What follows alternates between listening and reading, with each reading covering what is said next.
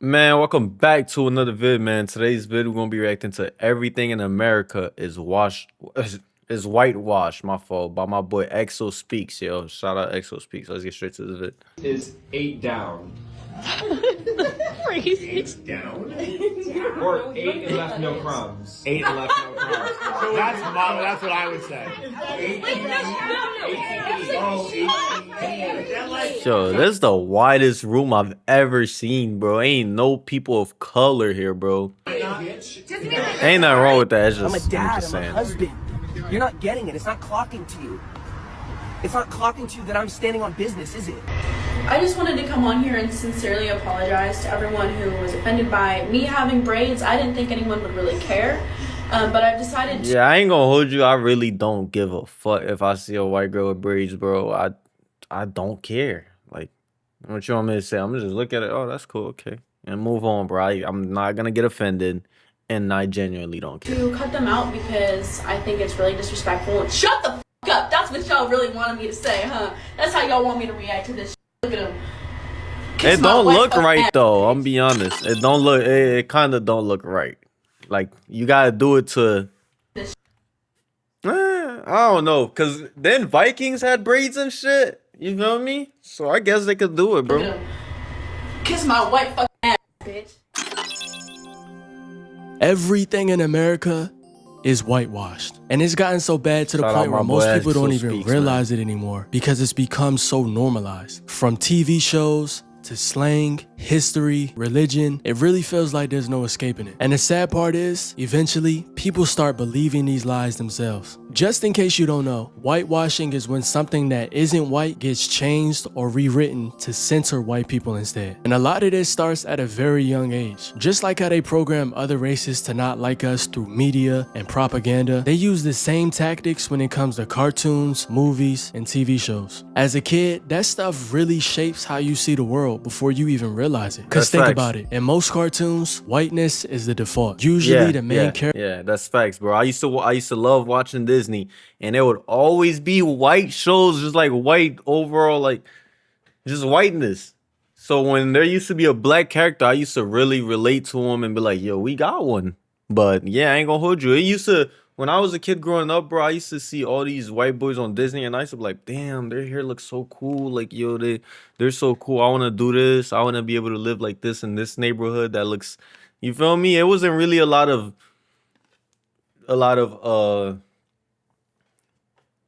how could I say this?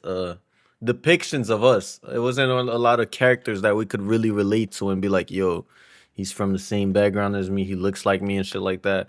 It was a select few, I'm be honest. But yeah, this is definitely real, bro. Most of the shows, like, Characters are white, the heroes are white, and the families are white. And a lot of times they do this to make it more comfortable. the for heroes white are white. audiences. Nigga, I remember when we got Black Panther, I was lit as hell. I'm like, damn, we finally got a true hero and Black Panther. And we had Blade, but come on, Blade is not. You If feel there me? is a non-white character, a lot of times they're the side character, they're there for comic relief or some sort of stereotype. You see this a lot in older cartoons like Tom and Jerry, where black women were portrayed as loud, overweight, and only shown from the waist down.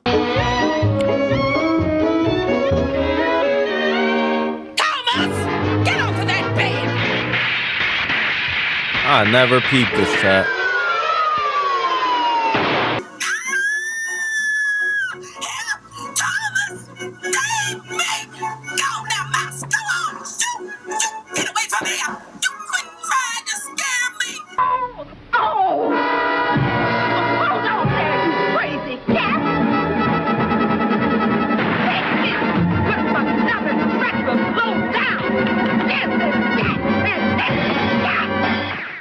And it's not just older cartoons, it's newer ones too. The book takes place during the Moorish rule in Spain. So there's this knight, Gustavo of Sevilla, who falls in love with a Moorish princess Fatima. And instead of White actors voicing black characters. That's crazy, bro. I don't even know how to feel about that. confronting That's crazy. racism, studios Do they let would black erase the characters, I mean black altogether, or just people narrate white characters? Because if not, then we got a problem. Replaced them with white ones. But in this case, the lady that was voicing the black character did step down, so I think that's a good thing. Black representation has come a long way since the Tom and Jerry era. I'm not gonna act like it hasn't improved at all, but now it's just being diluted. Like, our families are being reframed. I see black men being neutralized, and black women are portrayed as masculine. In my opinion, the Bernie Mac show was a great example of a strong black wife. Wanda was feminine, caring, nurturing, and loyal, but she was still firm and respected as a black woman and as a wife. The kids are feeling better, so I'll run them to school, so you have nothing to worry about. And she was getting that chicken too. Bernie Mac show was really it, I'll guys. come home early to check on you, bring you some ginger ale with all the bubbles stirred out. That'll settle your stomach. Damn girl, I'm telling you, man, I'll do what I tell you, man. Don't set up the now. Don't have my sit on there. I know, baby. I know. What can a mama do? Can you rub some of that on my chest? Bernie, it looks like a drugstore in here. Are you okay? A few nagging little things bother me, baby. It's those doggone kids, man. They wear me down like a doggone kids. But you better believe I'm fighting back. Yo, Bernie, yo, long live Bernie Mac. And shows like Martin too. Damn,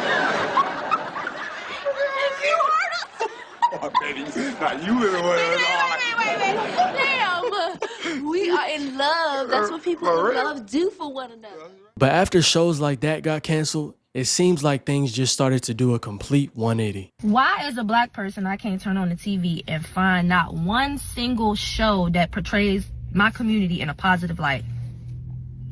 We used to have Martin, we had Living Single, we had Sister, we had all that. We had a different world where black people was at college.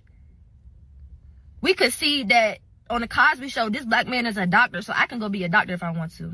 Carl Winslow was a police officer. I could go be a police officer if I want to. We don't have not a single show that portrays us in a positive light. The whole Power Book series is so good. Don't get me wrong. Like, it's a very good series. It's very interesting. The storyline is great. But in all of them, we drug dealers and murderers. It ain't a single show. A little black girl can't turn on the TV and see a mama and a daddy in a household thriving.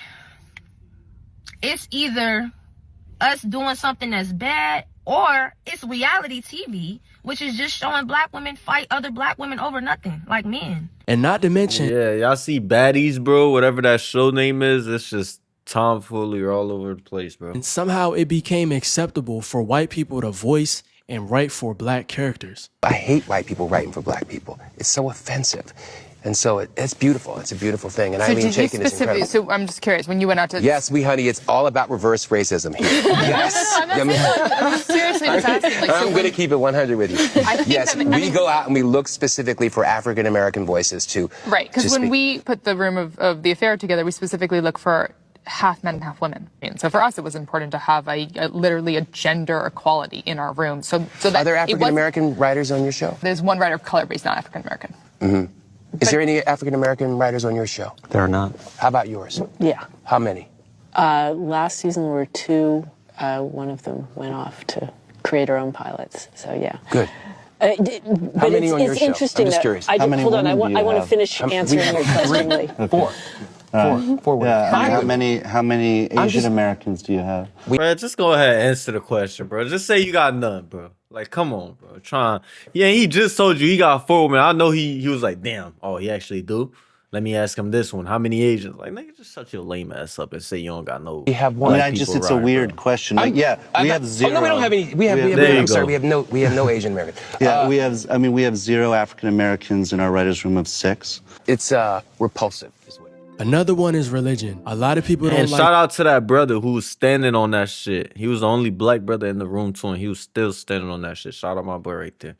Talking about it, but it's the truth. Somehow, every major religious figure ends up being white. White skin, straight hair, and European features. And a lot of religious people just expect you to accept it. But the funny part is, Christianity did not start in Europe or America. But if you look how it's presented on TV, in churches, or in movies, they frame it like it did. Jesus is always shown as this soft, blue-eyed white man, and nobody questions it. It's just normal. But the Bible that people claim to believe in so much describes him as the exact opposite. But a lot of times religious people will look at that and just ignore it, right? Somehow everything else is true but that. But then when you point out stuff like that, they'll ask you questions and try to make you seem like you're racist or something like that. They'll ask you questions like, why does race matter? It mattered when y'all changed it. They even went as far as to changing scriptures in the Bible to convince slaves that they were supposed to be enslaved, as if God wanted that for them. They labeled it as missionary work, but honestly, it was just evil and colonization. African religions were labeled evil, and indigenous beliefs were called savage. And even today, a lot of this stuff still remains the same. And a lot of people wonder why churches are experiencing the lowest turnout that they've ever seen. It's probably the lowest it's ever been.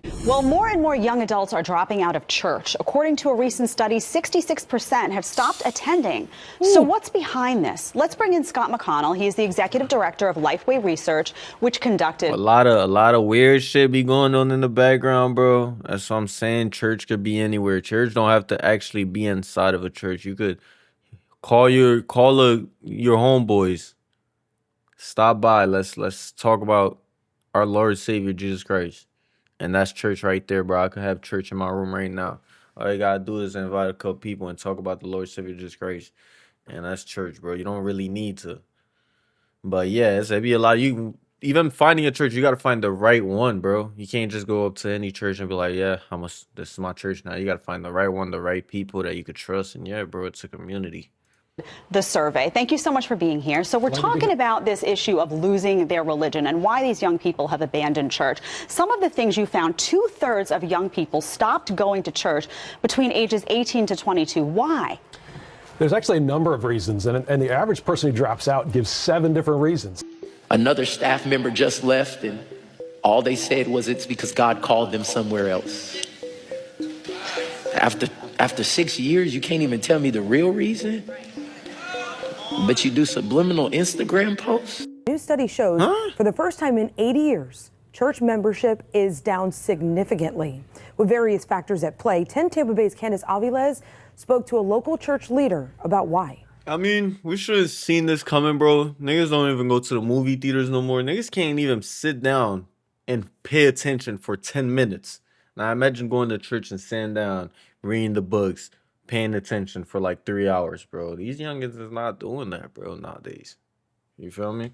I'm sure the pandemic has certainly affected that, but maybe there has been an opportunity for people to kind of say, And okay, trust. what's really important in my life, or what's not important, and maybe they're recognizing, maybe the church isn't something I feel particularly called to right now. Maybe I feel better worshiping. Don't even get me started with our slang, bro. A lot of what people call Oh, yeah, they Gen done Z took slang, everything. It's not Gen Z slang. It's black slang. Yes, Black slang has yes, been used in our community for years. But the moment white kids start using it on TikTok, now it's trendy. Internet slang, Gen Z culture. And the origin of it is completely erased. Let's take the word woke, for example, right? It didn't start on Twitter. It didn't start on TikTok. And it didn't start in 2020. It came from black communities. And it meant being aware, being conscious, paying attention to what's going on, being able to peep and scope out injustice. But if you look at it now, the meaning is gone. They flipped it and made it into some sort of insult, and they changed it up to the point where it's used as like a buzzword now. Yep. It's weird because a lot of Look what they did to the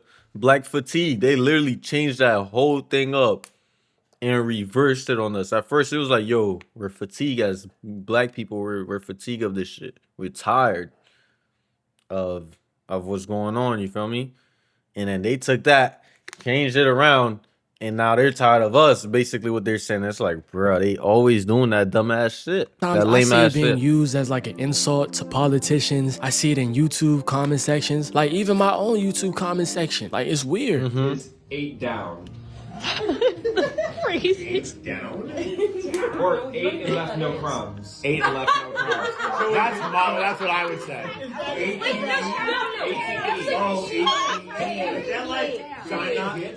Where the food at? All right, this one's been pretty popular recently. Clock it. The official symbol looks like this. The pinch of 2 fingers. A lot of girls say it when they're kind of in agreement with one another. So if I look at you and I'm like, it's giving. It means you're turned on by me. Goofy. 8 and left no crumbs. No cap. Unk status. Gidget. Period dot.